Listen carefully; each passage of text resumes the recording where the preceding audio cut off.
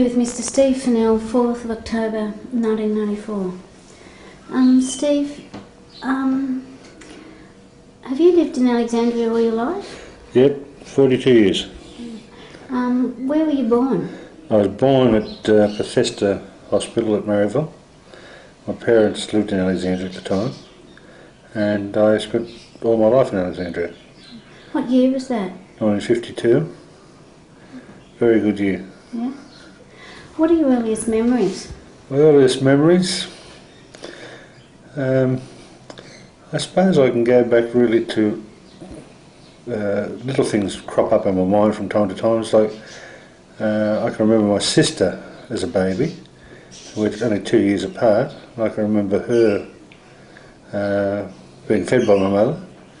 I can remember as a child telling my grandfather how to feed her, that he should try to endeavour to breastfeed her, which was quite impossible. I can remember little things like that. I can remember having a good childhood. I was very fortunate. I had tremendous parents. Basically, family things really. A very close family, very loving family. I could never remember an argument in our family. I've never seen Mum and Dad have a cross word. Had a few cross words with my sister on a number of occasions, but basically, that's the sort of life that I had. It was a very good, warm, loving family. Did you have any other brothers and sisters? Just the one sister.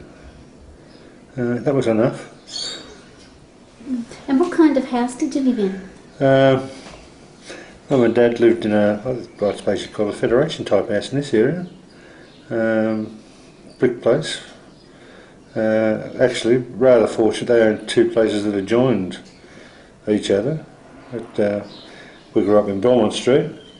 We stayed there till I was about, I suppose I'd have been about 22 or 23, and they bought another place further up the street and renovated it and moved there. Until just recently, they built the place across the road here in Renwick Street. I thought they may have moved out of the area later in life, but they've put down their roots here, and this is where they intend to spend the rest of their life. Dad's virtually back where he started from, within 50 yards of where he was born. So, Mum was a St Peter's girl, so she's not far from home. What sort of family do you come from? What did your dad do? Dad was, in his early days, when he first left school, he worked with his father in the wood heel game, making ladies' wood heels for ladies' shoes.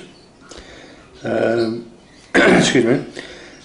When war broke out, my grandfather was conscripted to go away, and was brought back because he was in a protective industry. They converted from making shoes for ladies, heels for ladies' shoes, into making rifle butts and baseball bats and crosses to go away for the soldiers' graves. And they worked for a mob called Pioneer Heel, which used to be down in McElroy Street, and was part of Schlessinger's actually. So my grandfather didn't go to war. Dad was too young to go. Dad spent most of his time during the war as a messenger boy for the NES, the National Emergency Service.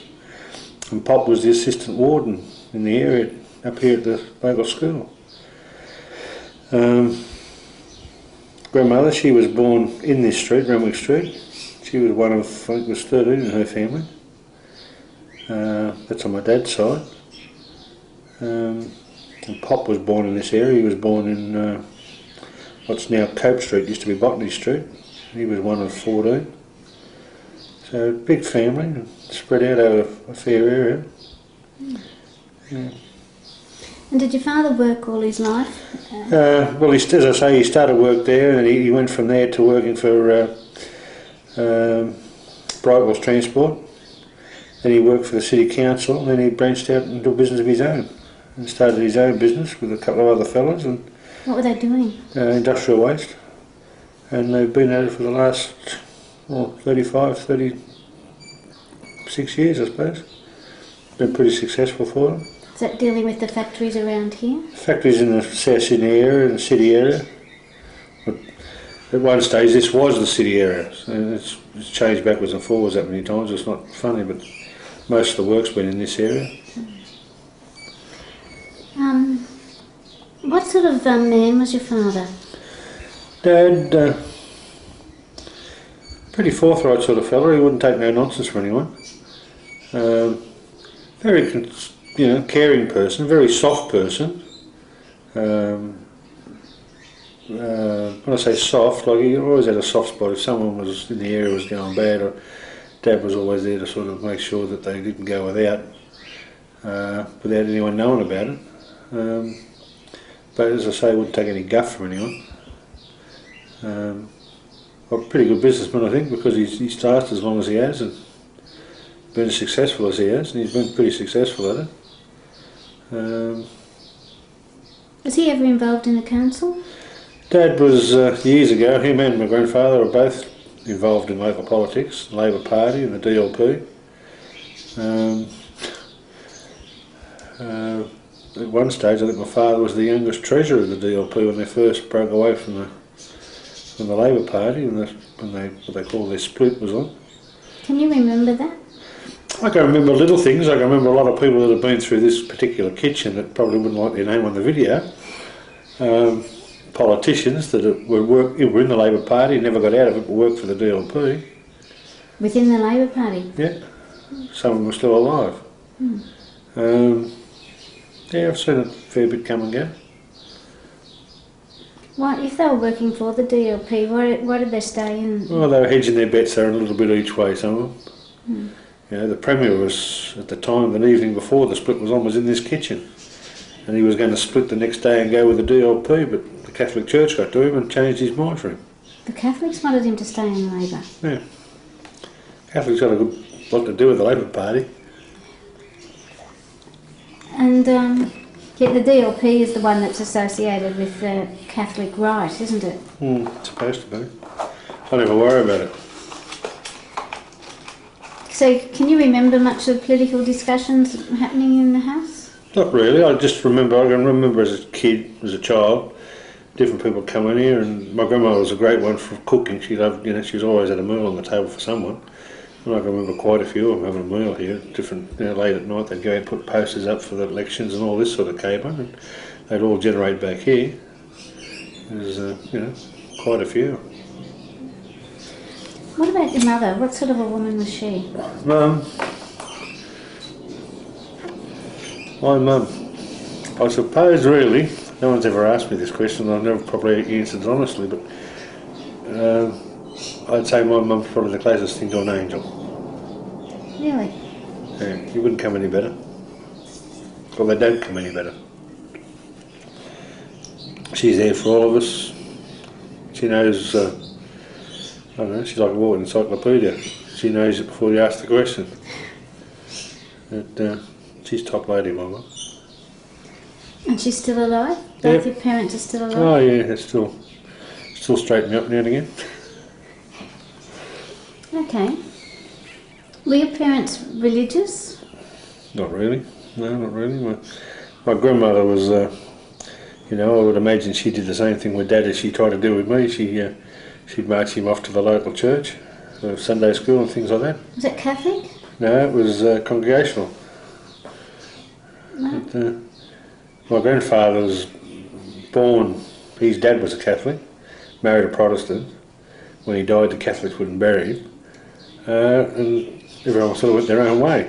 When your grandfather died, he was Catholic? Great-grandfather, he was a Catholic, and because he'd married a Protestant girl, Catholics wouldn't bury him, because he'd married outside the church.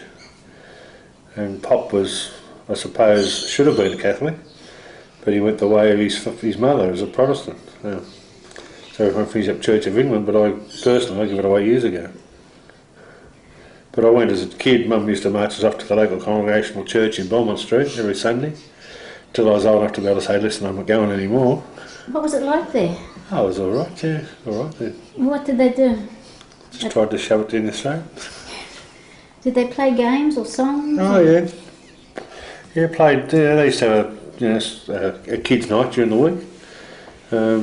As a matter of fact, I had the woman who ran the church, Mrs. Barrett, come and ask me to do it for them. and I did it for about 8-9 weeks, and it went from about 3 or 4 kids a night till we had about 15 or 16. At one stage there, I think it was about 20 or 25 turned up. And she called in one night and said, all these kids don't come to Sunday school. She said, this chap goes to the Catholic Sunday school and this one goes to the so-and-so Sunday school. And I said, well, look, I don't come to church, so I suppose I shouldn't be here either. And that was the end of the nights. You know, being a hypocrite, she beat it for everyone. That was the end of that.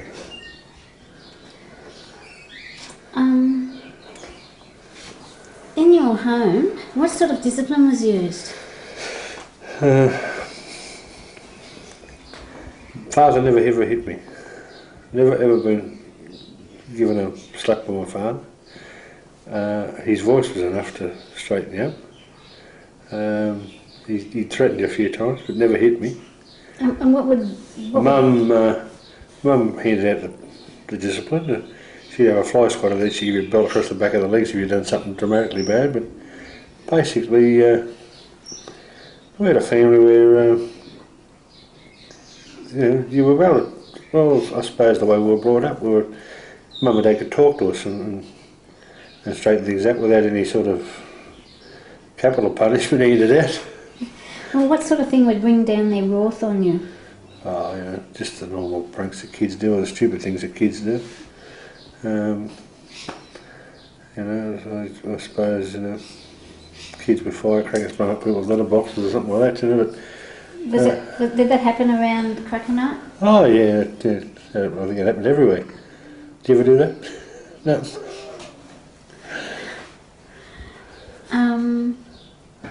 But what would kids get up to? Basically kids here, the area had a bad name, Redfern, Alexandria, Waterloo, and I suppose I can understand it because the generation before me, there was a lot of bad buggers amongst them, but basically the kids here weren't much different than anywhere else. They went to school, they come home, they had their game of cricket in the street or their football or whatever else, they played their hopscotch or whatever kids played. Well, what do you mean it had a bad reputation? Well, years ago this was considered to be a slum area, Redfern, with the Aboriginals. It had a bad name, but... do you mean in terms of it being dangerous, or...? Yeah, not so much dangerous, but it was a bottom of the ladder area. It was a battler's area, I suppose. They're all battling to get back into it today.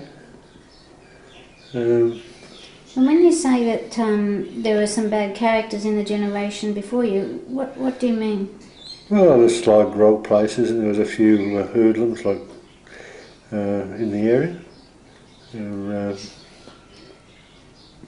Just people with bad sort of living standards, I suppose. Do you know what who any of them were? Oh yeah, like the Foxes. They were the Sly Grog and just I suppose the Rileys or another mob. And was it just Sly Grog and a bit of SP booking, or was it more serious stuff? I think it was just basically that. Probably there was other things there, but I never ever, I can't remember it. It probably did go on. You just heard about it as a reputation as later, wouldn't you? As later, and I've seen the tail end of it. The tail end, like the Foxes, they had a bad name, and I've seen the tail end of them with some of the things that they did. Basically, I don't think it was as bad as in my time as it was probably before. When you were saying that you heard the tail end of, or you're just aware of the tail end of it, what do you mean by that? Well, I suppose I witnessed the tail end of it. Those people, they passed their prime. They were in the twilight of their time, and I've seen the tail end of some of their standover tactics on different people. What would they do in terms of standover tactics? Oh, they were standing over saying anyone that was SP in the hotel or something like that. Like as a kid you'd be going past on your bike or something like that, and there'd be a fight or something like that, and that'd be a result of them trying to stand over someone, you know. And they'd want to take a percentage of the take. Percentage of the take, or take it over completely, or something like that, you know. Those sort of things went on. But you know, I was, you know, I wouldn't think that my parents were a witness to too much of it because, you know, they just didn't frequent those sort of places. But they'd be aware that it was going on. So I can remember the day that Natty Fox was shot dead around in Belmont Street. Well, I think it was Belmont Street. He was shot dead on his front friend. I don't think they ever got anyone for it. That would have been a result of him trying to stand over someone. They'd come back and squared up the account. And were those people sort of, in your family, how did they feel about people like the Foxes and that? Were they just people to be avoided and that they weren't very good, or yeah, basically that's sort of shunned? Yeah, wouldn't have much to do with them. And was that a general feeling about them? Yeah, really, yeah, I suppose it was, yeah.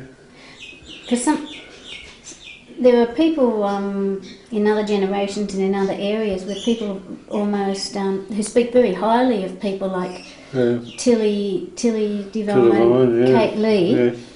but these ones that you're talking about didn't have a general popularity. Oh, I wouldn't think so, no. No, they didn't, you know. He tried. Like my grandfather used to do a bit of SP, and I can remember Pop saying that, you know, he tried to stand over Pop on one occasion, but it wouldn't work there. You know, my grandfather was a pretty hard man, and it just wouldn't rub there. Some of these people had a reputation for helping out people, and oh well, they did that too. They had lighter side too, I suppose. But then they had the bad side as well. The bad side far outweighed anything that they did that was good. Do you know of anything that they did that was good? They probably passed on. Well, as a kid growing up in the 50s, I don't know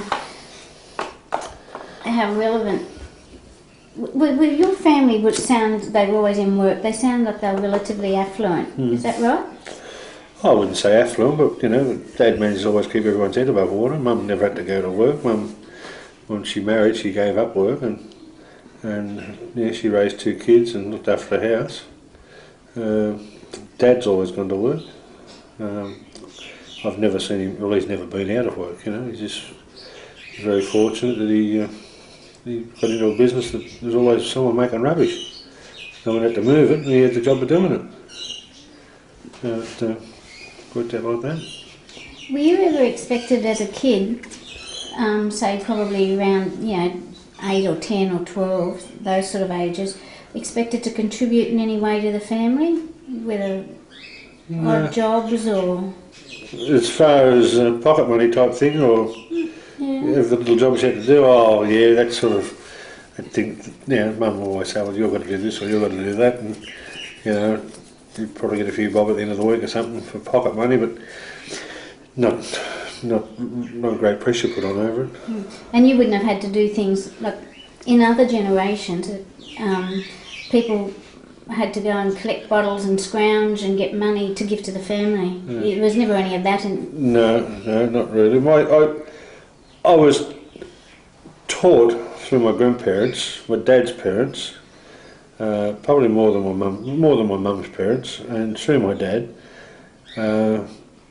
I was taught the value of $1, and probably the greatest lesson I ever taught to me was, you know, as a kid I wanted this push bike, and I was probably about 12 or 13 at the time, 13 on the moon, just about to go to high school. And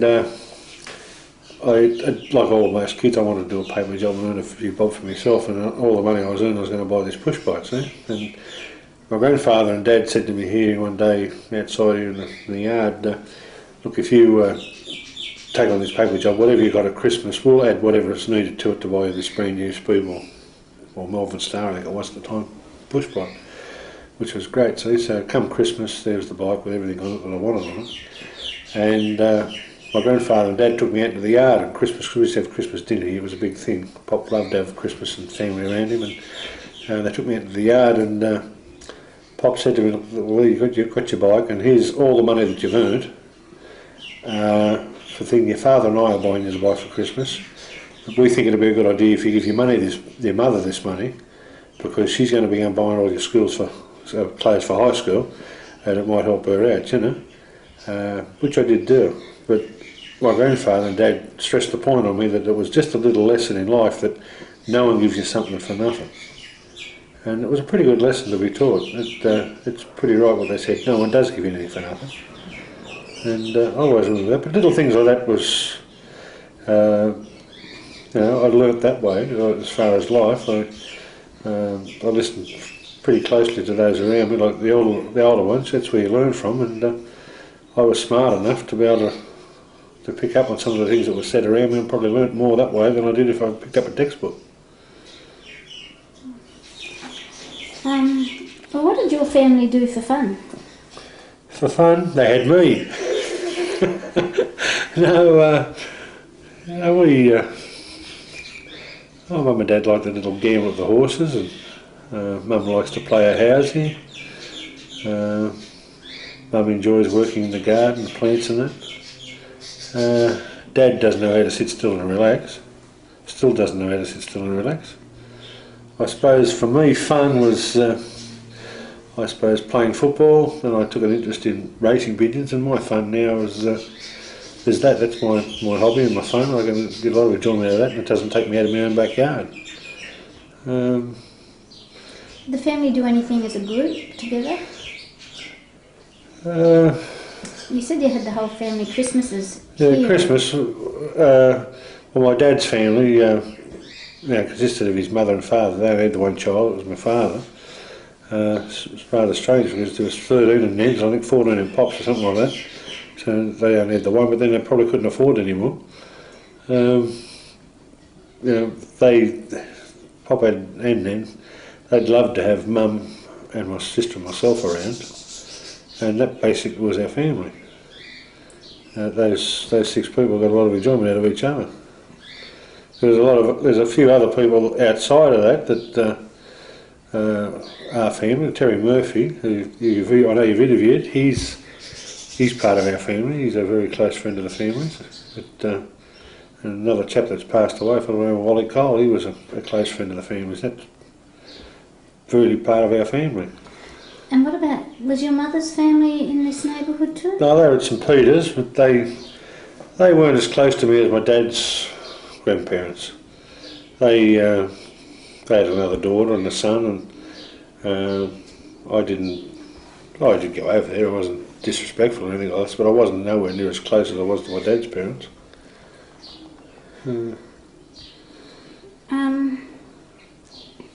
Did you go on family holidays? I used to go away every year together. Mum and Dad and myself, we'd go Coffs Harbour or something like that, or up the coast, and we've travelled a fair bit extensive across Australia together, caravans and things like that. We've done a few overseas trips together, the 4 of us. When you were a kid? Yeah. Where did you go?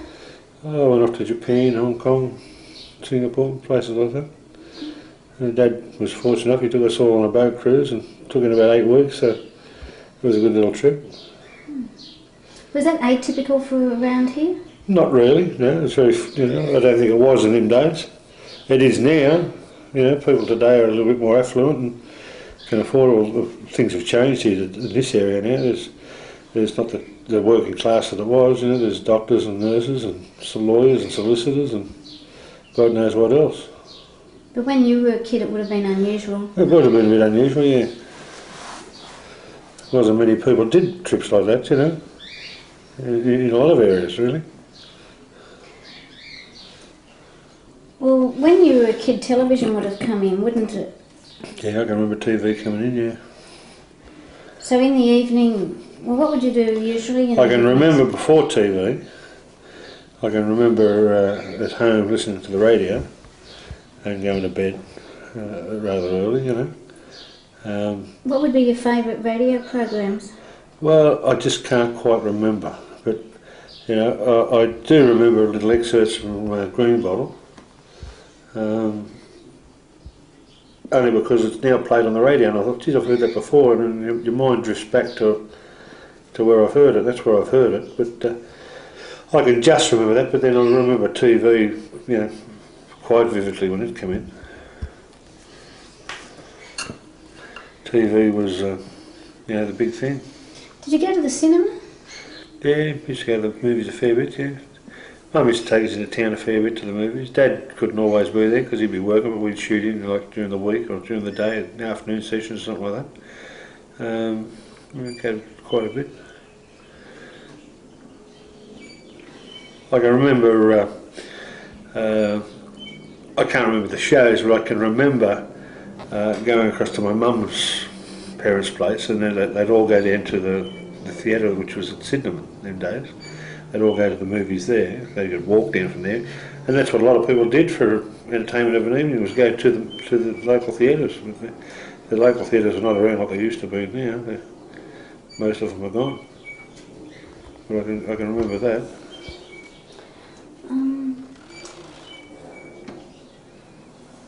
And did you go to the beaches and things like that? Or? Not really. I wasn't a beach person. I wasn't too keen on the beach. I loved swimming, but I never went to the beach a great deal. I went to the pool a fair bit. What pool was that? Victoria Park. Or down. The first pool, I suppose it'd have to be the one Boy Charlton down at the Domain. My grandfather taught me how to swim down there. And then we used to go across to the Victoria Park a fair bit. And then Prince Alfred, when they opened that up. Were you allowed to go by yourself? Not early in the piece, but later on, yes, we'd grab the bus, my sister and myself, and we'd shoof off to the pool for a couple of hours and have a swim and come back home. What was a typical meal in your family? Typical meal? God. Would you have your main meal in the middle of the day or in the evening? Depends on which house I was in. I migrated between my grandmother's place and my mother's place. And Nan's place, you could get anything you wanted at any time of the day because she was always cooking. But the typical evening meal at Mum's place would be the steak and vegetables and say mashed potatoes, something like that, or chops and mashed potatoes. Good old-fashioned type meals, as they say. Nan we used to always have lunch Sundays at Nan's place. That was a big dinner, and she'd cook and. She'd have 6 of us here for dinner. She'd cook 4 chooks.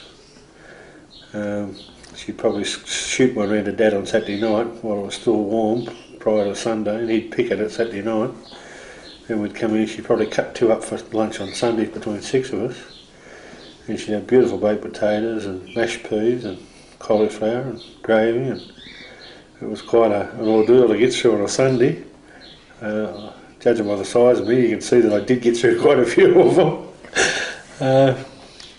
Mum was and still isn't. She's not the cook my grandmother was. Then just had a little knack of different little things, different little tastes. But Mum's improving. Well, chicken would have been quite. In those days, that was a Sunday thing. It was quite chicken considered expensive rather than how it is these days. Oh, it was either chicken or a point piece or a roast or something like that. It was just whatever. I just would pull the chicken out then because I remember she used to cook so many of them for so few. Okay, getting on to about the neighbourhood. Were there a lot of kids in the neighbourhood? Yeah, a lot of kids. Things have dropped off a bit. I don't too much television. I think people are not so much in love anymore. But I can as a kid, revert back to my grandfather. He used to love to be able to go out the front Christmas morning and see the kids with their toys, like new tricycles and new push bikes or new scooters or things like this. And over the years, that disappeared because there wasn't the kids in the area that there originally were. A lot of them moved out. A lot of the old families moved out, and a lot of them went up to Woy and Gosford and places like that. Like you could virtually walk up there, and I suppose it'd be like a mini Alexandria or Redfern up there because there's so many of those families have moved up there. Well, when did people start moving out? Well, in my 42 years, I'd say up till I was about 20, there was basically very little movement in the area at all. It was the same old families, They were families that had been here for quite a lot of years, and someone had gradually retired and they'd move up the coast, and their kids would move away and live somewhere else, and it's slowly receded like that. Now, the generation of children that are in this area now, they're not quite, it's not the same sort of, oh, how would you explain it? When I was a kid, I had respect for people around me. I was taught to have respect for people around me. The kids of the day don't have that respect. It's not taught. And it's not the kids' fault, it comes from inside the family. And what are the kids like now? How do they demonstrate this lack of respect? Well, this lack of respect can be seen by the way in which they write on walls and the way they damage public property, the disrespect for the elderly in the area, and the cheek they give, and the language they can use. Now, some of the language the kids use around here, I don't even know what the meaning of the words are. But like if I'd have used that when I was a kid, geez, I think I'd have really copped a bit. But it basically comes back to the family. And that love and that care that I was privileged to get, they're not getting. And it's a terrible thing, really. And it's not just in this area, it's everywhere. You know, they got to go into town. Like in my job, I'm in town early every morning, and I see young people coming out of some of these nightclubs, and they'd be flat out being 15, and they are blind drunk, you know. They're laying down on footpaths, they're urinating on themselves, and it's disgraceful. They've got no respect for themselves. And they're not far off having children of their own. So what are the kids going to learn from someone like that? It's a bit of a blight on society, really. But when you were growing up, so we'll be looking at the 50s and 60s, there were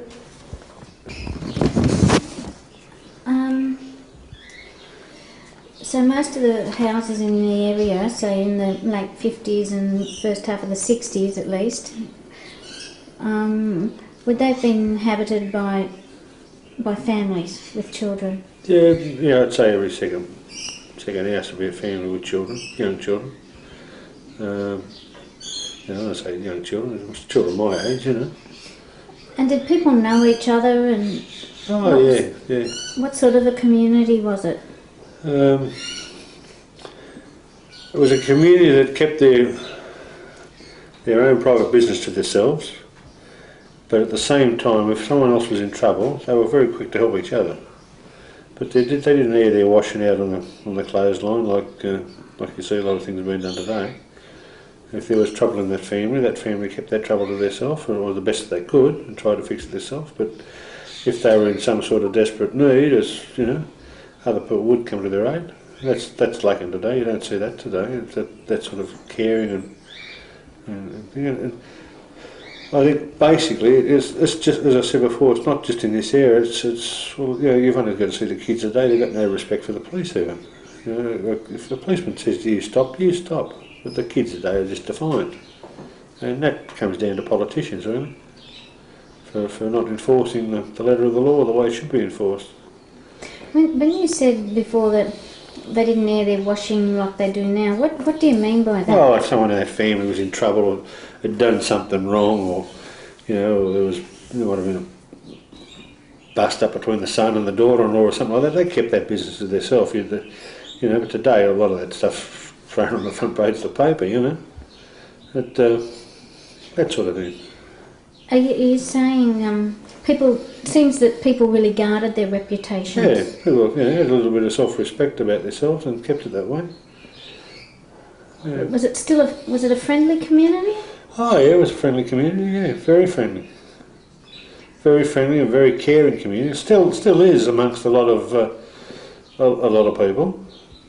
Like we just recently in this area, we've had a tremendous amount of robberies. You know, it's brought people, you know, together because they're all sort of watching for each other. You know, but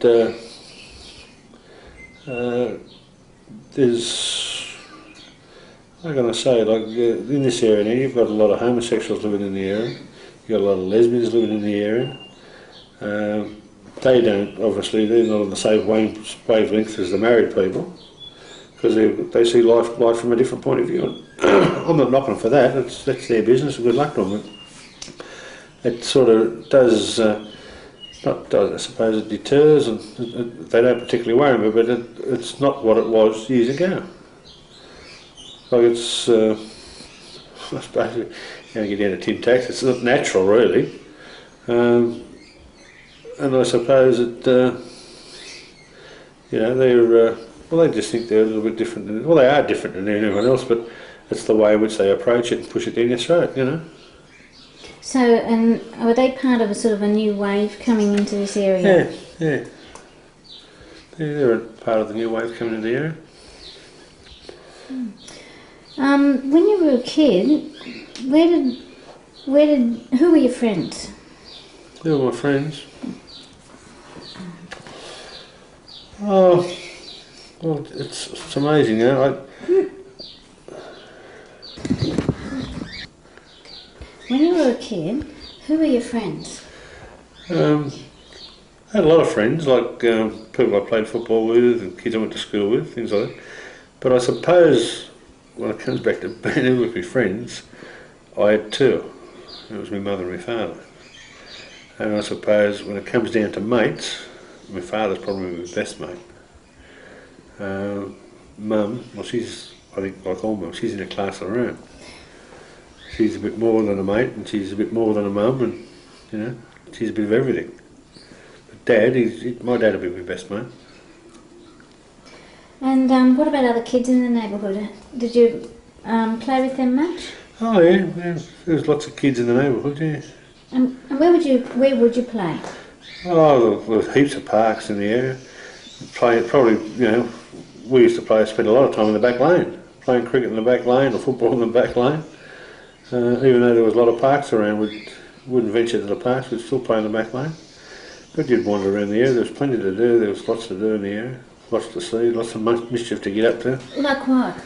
Oh, you know, it was kids, we used to wander down into the canals down there behind Frenchy Spurways, where we shouldn't have been, where I think Mum knew we were, and that's when you used to get into trouble. And what was the matter with going down there? Oh, it was a bit dangerous, you know. If anything could have happened, you could have injured yourself and fallen over down there. What was it that you called it? Something? Canals, the water canals. They were in behind Frenchy Spurways. They're still there. Frenchies? Frenchy Spurways. It was a industrial engineering place, and no longer there. We used to play down in there, and Perry Park, where the basketball stadium is, where they used to bring the potatoes in the cellar. We used to spend a fair bit of time down there as kids. We used to, you know, around everything. How far did you roam, really? Geez, I roamed a fair way when I got my bicycle. We went everywhere, you know. Where? Oh, we used to ride out to Cronulla on it, and Tarrant Point. Went out to Vaucluse, the Gap, and we used to ride everywhere. To go for a swim and get there? Yeah, did all that. Who would you go riding with? Oh, jeez. I had a couple of real good mates that I used to kick around with. One was Jack Slade, and I grew up with. I used to go with him, and there was an Alan Sharp who lived up the street, no longer lives there. Ronnie McFadden. Yeah, quite a few guys, yeah. And were you allowed to travel that far? No. But what Mum didn't know didn't hurt her. Was it safe enough riding all the way from here to Vaucluse on the roads? Oh yeah, we got back. I'm here today. But like, we shouldn't have done it, you know, we were only 10, 12s or 13s at the time, but we did it. Well, how else would you spend your time as a kid? I suppose apart from horsing around weekends and going to school, that's about something. It really sums it up, really. You know, I'd spend a bit of time reading and that.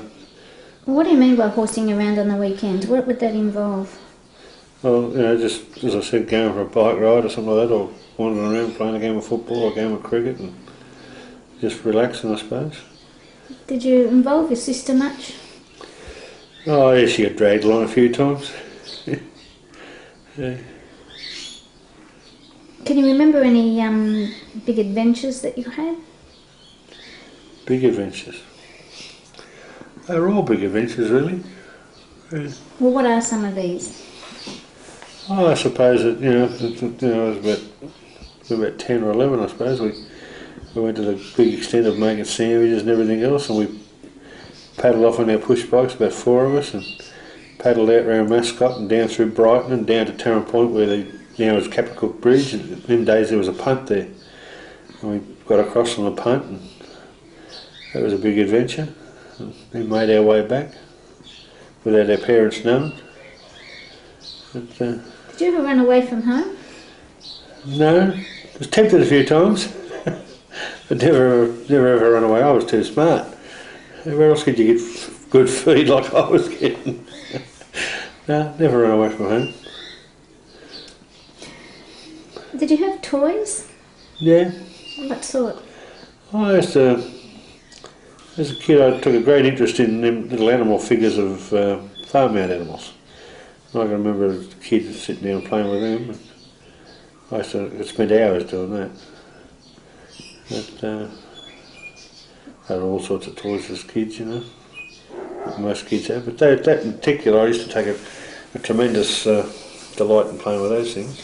And do kids generally have a lot of toys? Yeah, kids in this area, you know, weren't all that bad off, I suppose. What about books? Yeah, plenty of books laid on. What sort?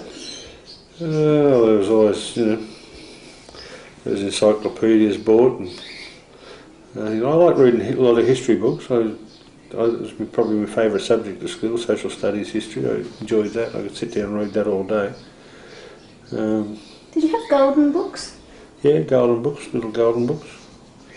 As a child, actually my mum still got them stacked around in the garage, waiting for the grandchildren to come. Were there any places you were especially not allowed to go? Especially not allowed to go. Everywhere I went. I suppose down around those canals was, you know, was pretty much frowned upon because you could get in a lot of trouble there, you know. Like drown? Drown, yeah. Did anybody drown down there? Not that I know of, but I know of a few kids that have drowned in other places in the area, you know, like places where they shouldn't have been. Like what? Where? Up in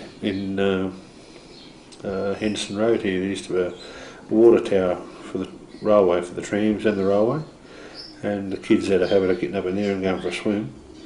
And actually this fellow was related to the family. He was a cousin of my father's, and one of those, there was twins actually, and one of them drowned up there.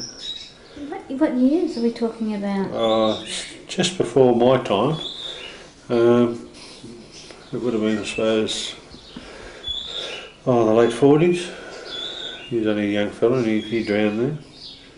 And I can remember another one out at where Burroughs Welcome were at Rosebery. There used to be a big sand pit there and it was full of water.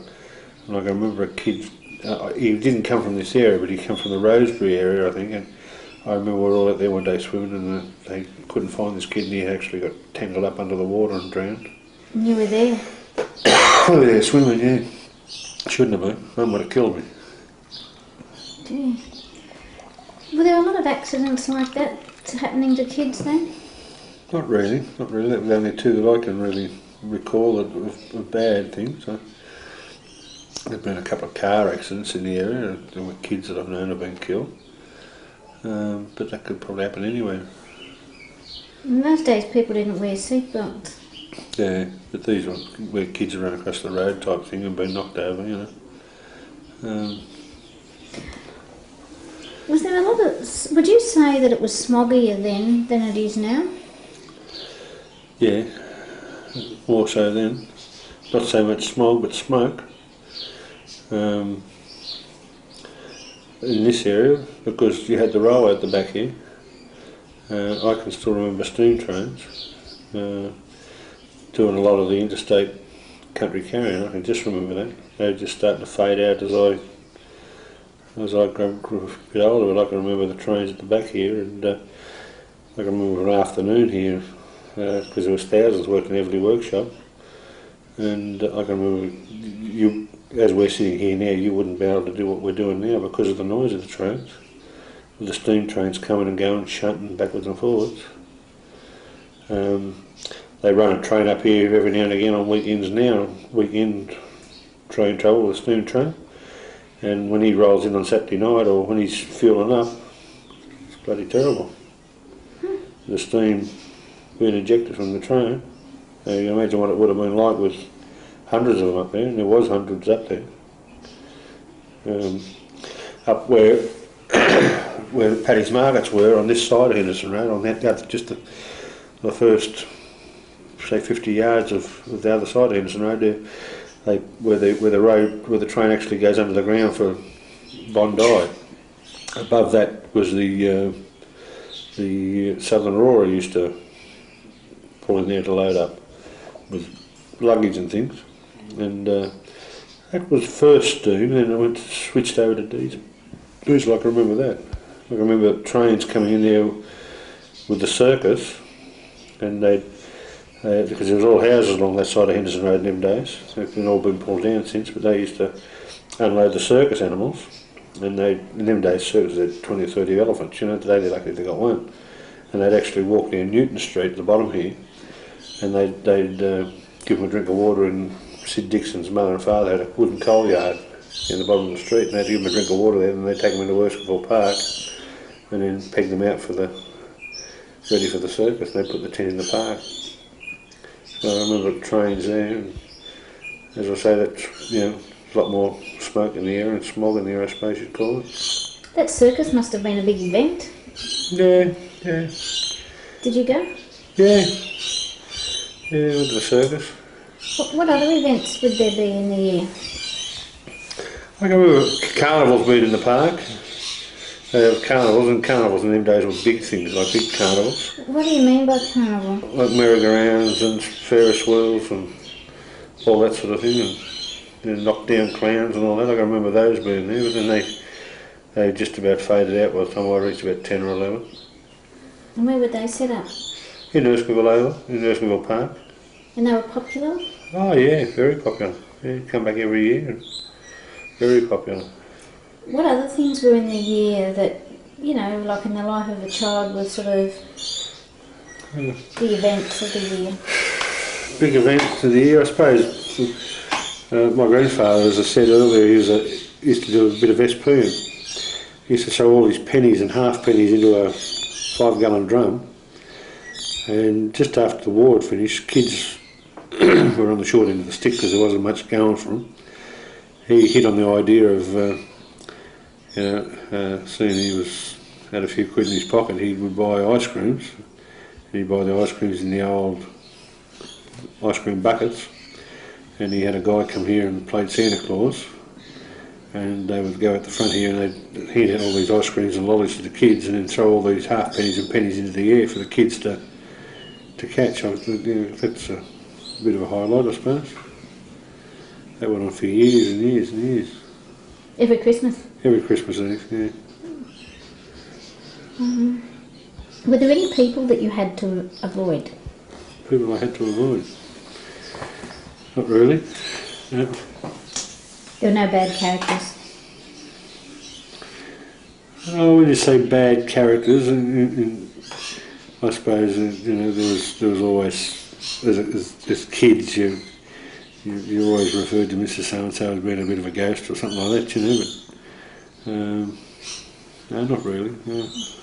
What about people that you were particularly encouraged or to admire, or who were thought highly of in the area?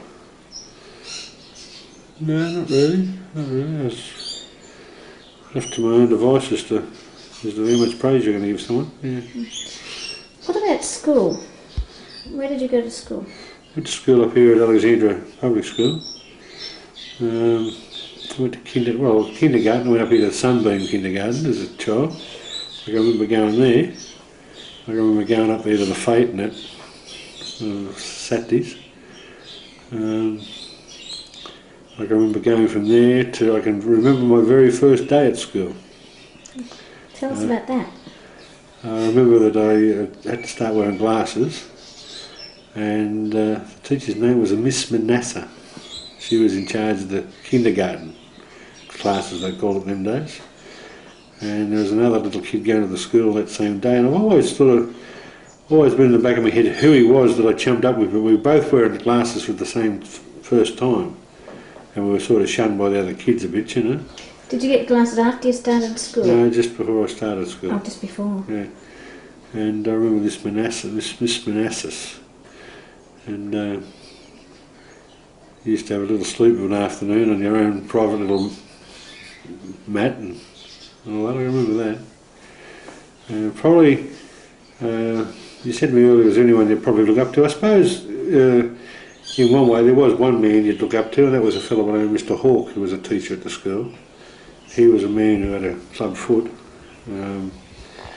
Very stern man, a very fair man, and one hell of a teacher. He'd pass on in more in a day than most people would in a lifetime. Not just in teaching you something out of a book, he would teach you something about life. Very good teacher. Teachers like that don't come along very often. And how did you get on at school? Got on pretty good, yeah. Yeah, had no problems with school, I just didn't like it. Did the kids end up accepting you even with glasses? Yeah. It was just one of those things, you know. It was a strange thing for a kid, 5-year-old, I suppose, to be wearing glasses, but I remember that very clearly. Yeah. And did most of the local kids go to that school? Yeah.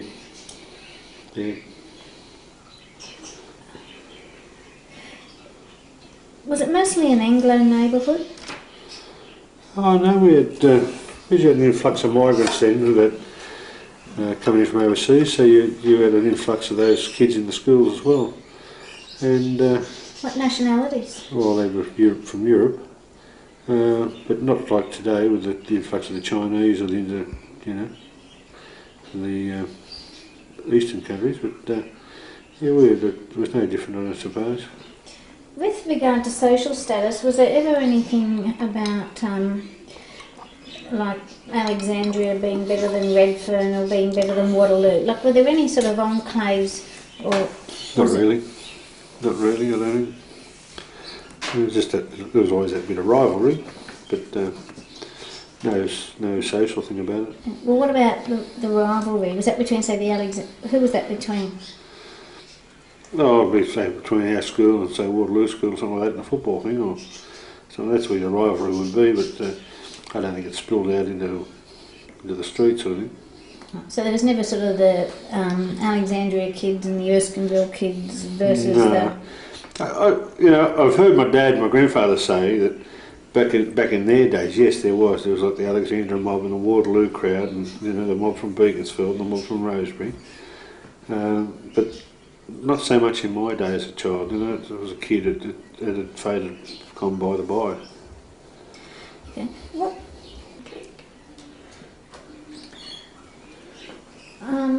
What sort of neighbourhood was Alexandria in the 50s, late 50s? I don't think it was any different than any other neighbourhood, really. What do you mean by that? Well, I think it was basically the same. Dad went to work and earned a quid, and Mum probably Mum stayed home more in this neighbourhood than they did anywhere else. Was your family typical? Is that what? I think it lived? was nearly typical. Yeah, there was quite a few mothers in the area that went to work and that, but I think my family was probably typical of most people in this area, that Dad went to work and Mum stayed home, and I don't think that was much different than most other areas. Was it mostly residential? Yeah, no. This area had a tremendous amount of industry in it. During the war years, this was the number one on the hit parade. If the Japs could have got a bomb over the top of it, because this was where they made it. They were making all the rifle butts and all the ammunition and the parts, and they were making planes and God knows what in this area, all for war effort. It become very mechanized for that.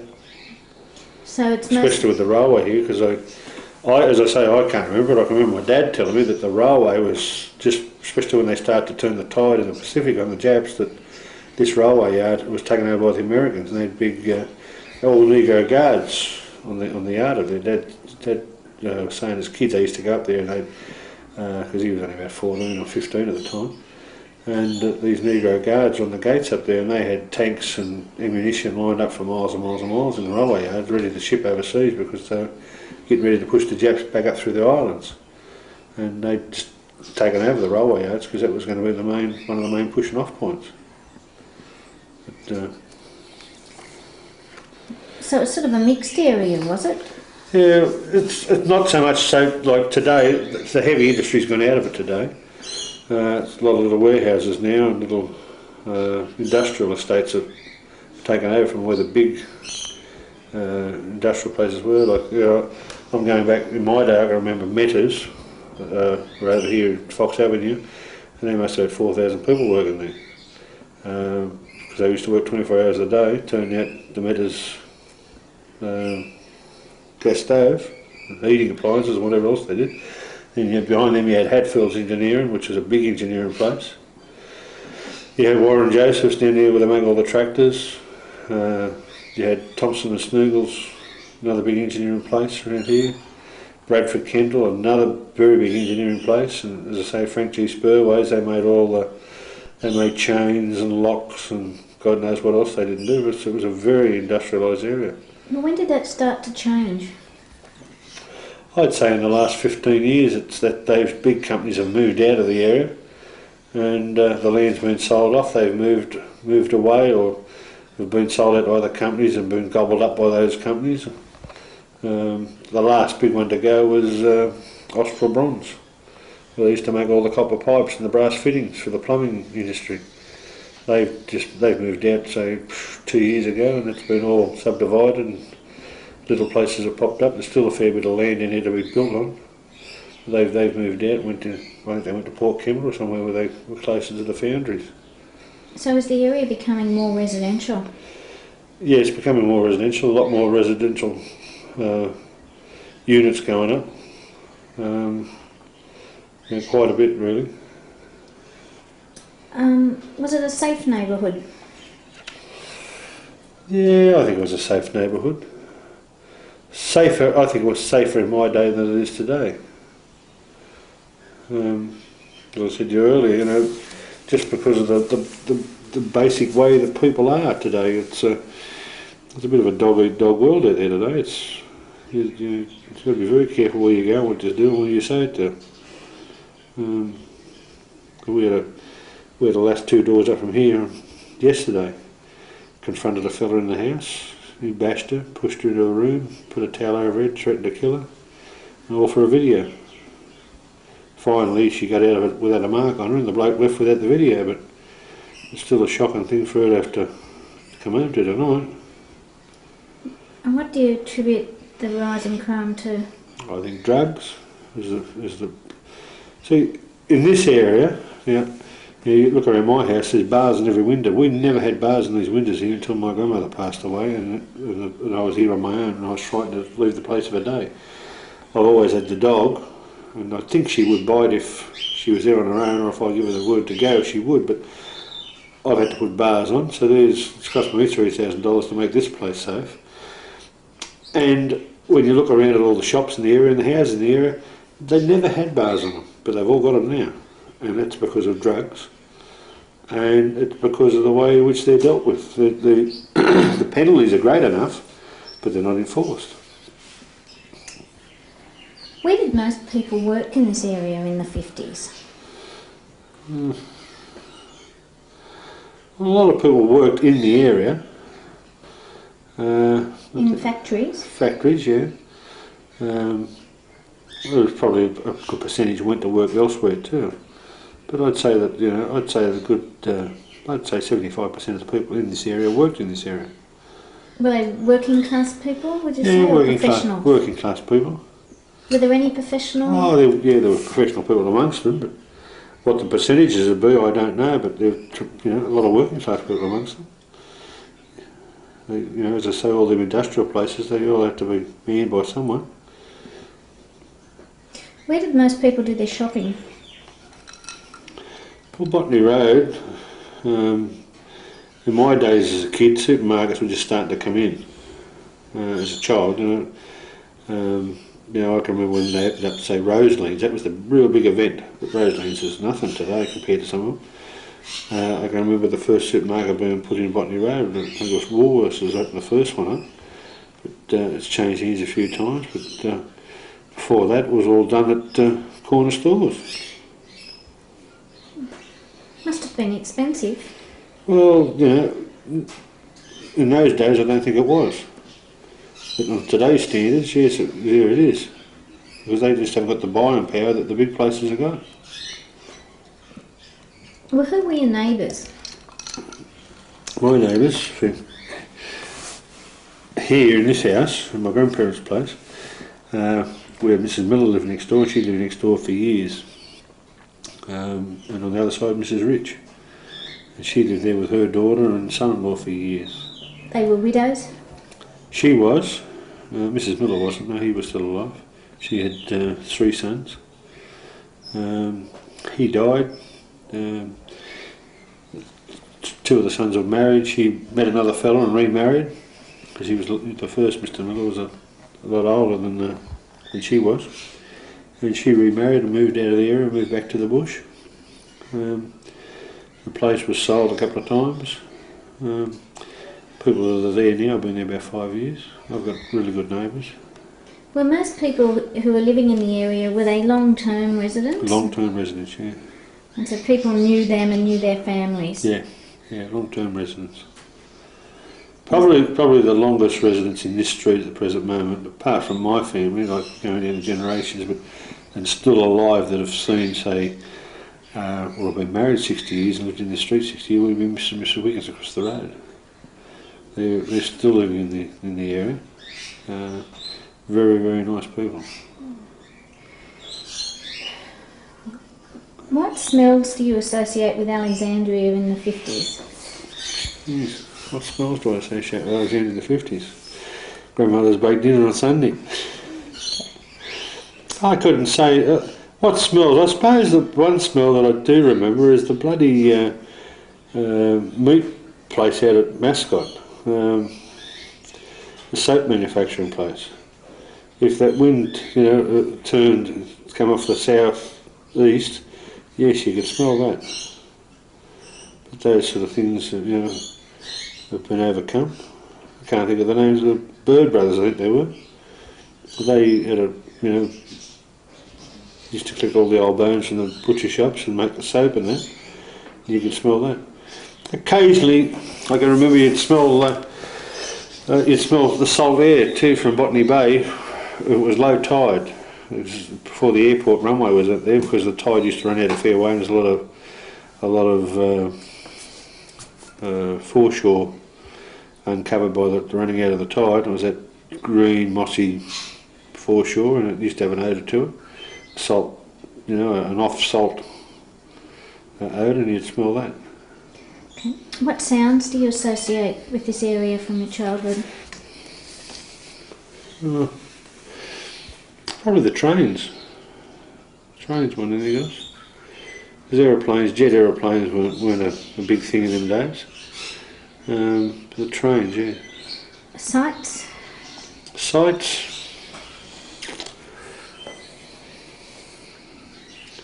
Hard to say there, any one particular thing or just another the image that comes to your mind. The image that comes to mind.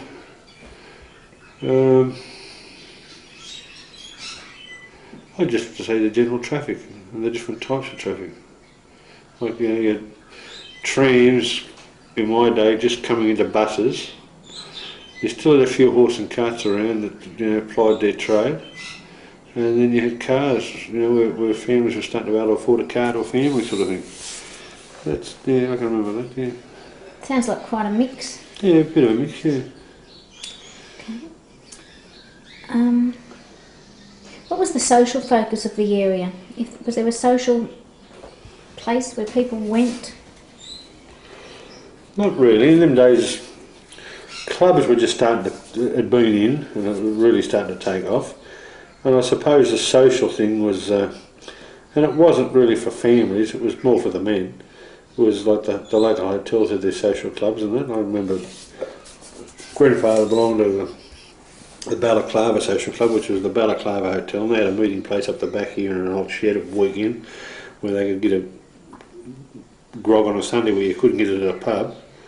And then they'd have a party at Christmas for the family and the kids, and everyone would get a present and all that. But that was about it. Yeah. Okay. Look, I'd like to thank you. Is there anything that I should have asked that I haven't? Anything you want to say? No, not really. Not really. Okay. Oh. This is a double block for around here.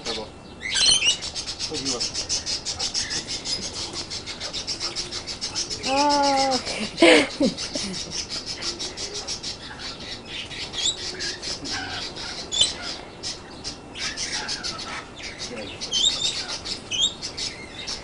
You've got these birds up there at your place coming in, have you? Yeah, those ones, those. Yep. And some other ones like this big, like some this big that are really rare. Not those. The black one. Could put a bit of seed out. I had quite a few birds here. Particularly the cage here, this is my racing cage. And what happens, I breed the birds myself, and after I bred them, when they're about 5 weeks old, I put them into this cage. I separate the cocks from the hens, the boys from the girls, and then at that age they really don't know how to fly. What I do, I let them out, like this here actually just sits there and actually lift off over to them, they walk along here. They don't know how to fly, so they won't take off unless they get a fright. Eventually they get a little bit stronger, they'll fly up onto the roof up here and they look around.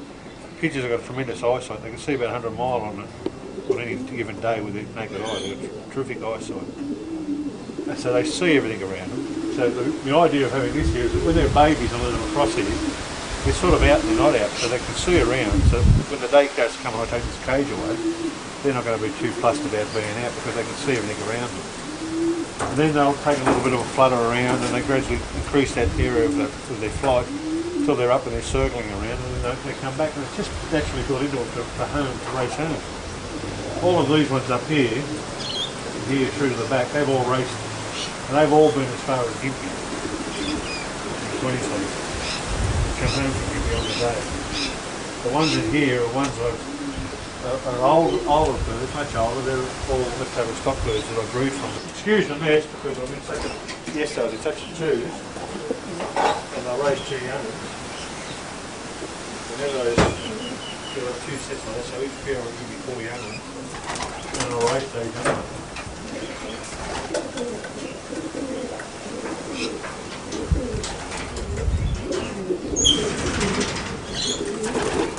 And all individually paired up. Sorry. All individually paired up and ready to breed. You just lost ones. They've come here with my birds by accident. I rang up and no one's come to claim them. That's the worst part about it. Yeah.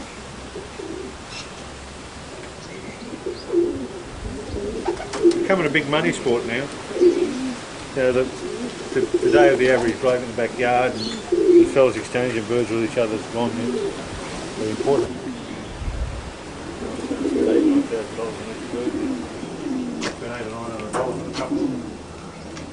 Unfortunately, I don't have to spend it for money, but I've got one there, I don't have to replace it.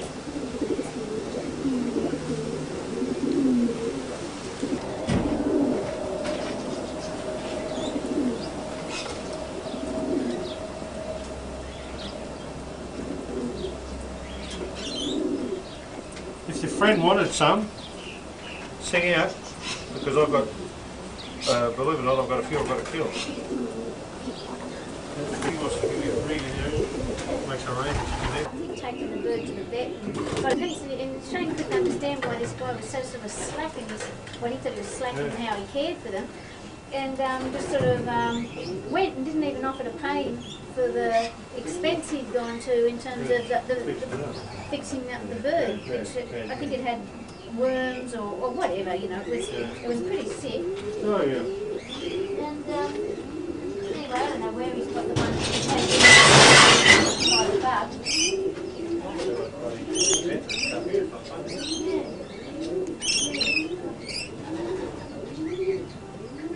Well, I'll let him, his name's Shane Randall. He's just bred some, I think. I mean, we've got some baby ones, I don't know.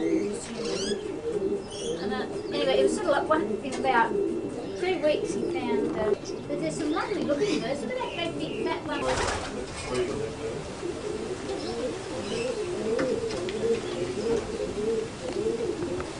You can walk into if you want. She's one over. Do they stand on you? No, they're not quite that friendly. This bloke here, the reason this fella's out, it's funny, I only paired these up on Saturday. I've mucked around here on Sunday because normally what I do when I pair up, my idea of it is to keep it as clean as you possibly can. I don't clean the nest out once I start because that was my job today, was to come back and clean the floors. So I paired this bloke up to this hand here.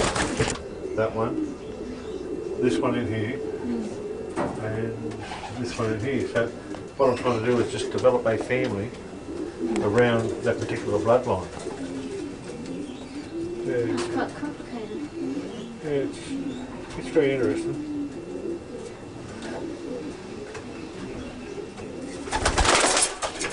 And then when it's time to let them go, they let them go, and it's all done by one lever on each side of the truck, and you can let go all the baskets in the whole truck in one movement. Oh dear.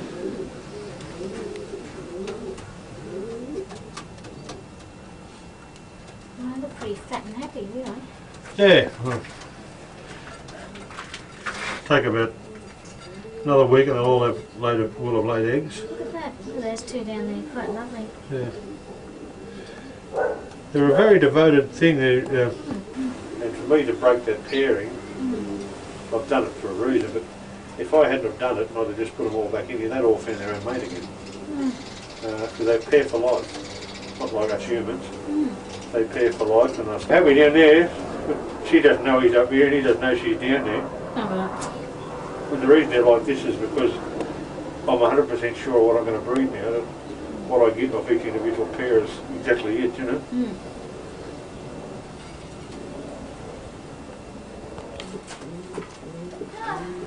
Great weather. Beautiful, isn't it? Warm, What was your saddest memory? That's haunting me now. the saddest memory. Yep. Oh,